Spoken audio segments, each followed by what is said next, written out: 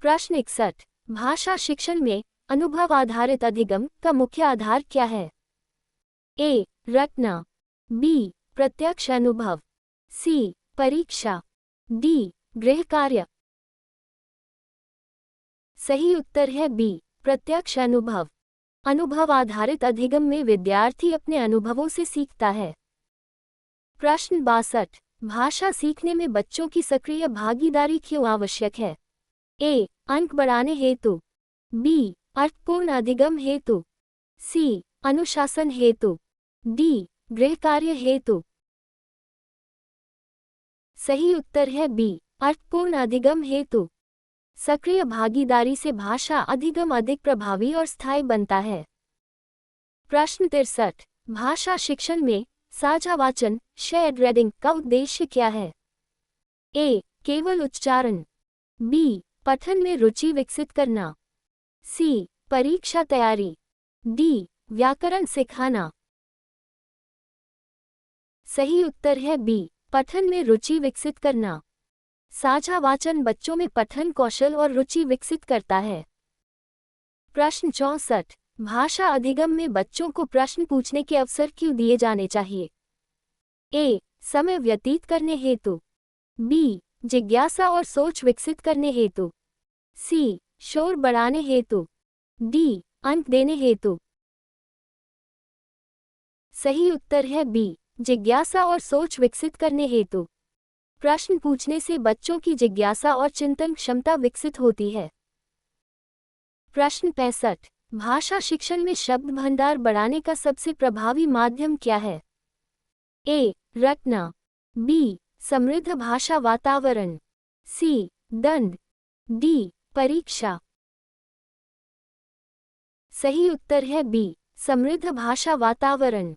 समृद्ध भाषा वातावरण बच्चों की शब्द भंडार को बढ़ाता है। प्रश्न 66। भाषा शिक्षण में स्वतंत्र लेखन का उद्देश्य क्या है? ए. नकल कराना, बी. अभिव्यक्ति का विकास, सी. अंक देना, डी. त्रुटि खोज करना। सही उत्तर है बी. अभिव्यक्ति का विकास। स्वतंत्र लेखन बच्चों की रचनात्मक अभिव्यक्ति को विकसित करता है। प्रश्न 67। भाषा शिक्षण में पठन सामग्री कैसी होनी चाहिए?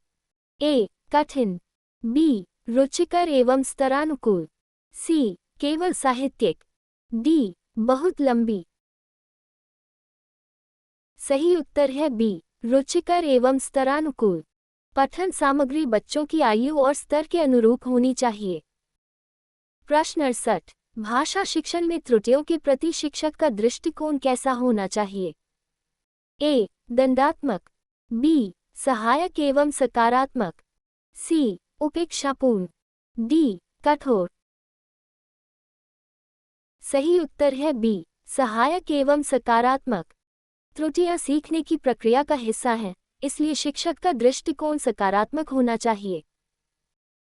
प्रश्न 69। भाषा शिक्षण में कविता पाठ का प्रमुख लाभ क्या है? ए. केवल मनोरंजन, बी. लय एवं भाषिक संवेदना का विकास, सी. समय व्यतीत करना, डी. परीक्षा तैयारी। सही उत्तर है बी. लय एवं भाषिक संवेदना का विकास। कविता पाठ से भाषा की लय, सौंदर्यबोध और संवेदनशीलता विकसित होती है। प्रश्न 70। भाषा शिक्षण में चर्चा पद्धति किसे प्रोत्साहित करती है? ए. मौन, बी. विचार अभिव्यक्ति, सी. रटना, डी. अनुशासन। सही उत्तर है बी. विचार अभिव्यक्ति। चर्चा पद्धति विद्यार्थियों को अपने विचार व्यक्त करने के लिए प्रेरित करती है। प्रश्न 71। भाषा कौशलों में कौन सा कौशल सबसे अंत में विकसित होता है? ए. श्रवण, बी. वाचन, सी. लेखन, डी. बोलना। सही उत्तर है सी. लेखन। भाषा सीखने के प्राकृतिक क्रम में लेखन कौशल सबसे बाद में विकसित होता है। प्रश्न 72। भाषा शिक्षण में बाल साहित्य का उपयोग क्यों किया जाता है?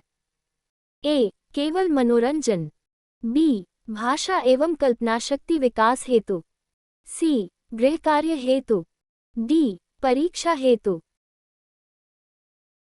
सही उत्तर है बी भाषा एवं कल्पनाशक्ति विकास हेतु।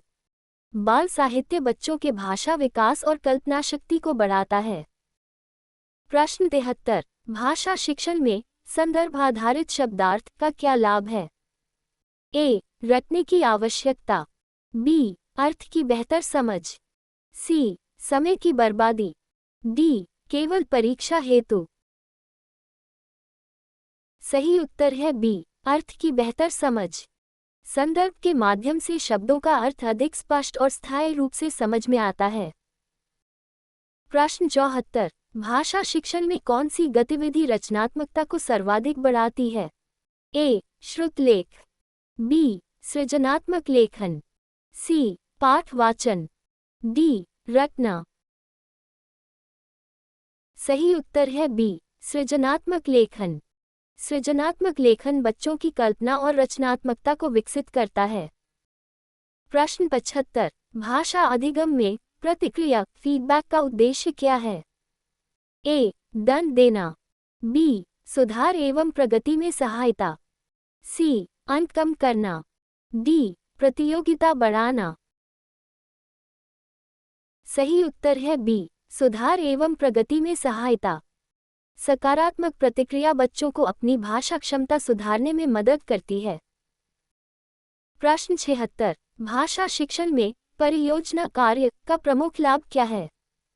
ए रटना, बी स्वतंत्र एवं सहयोगात्मक अधिगम, सी समय व्यतीत करना, डी केवल लेखन। सही उत्तर है बी स्वतंत्र एवं सहयोगात्मक अधिगम।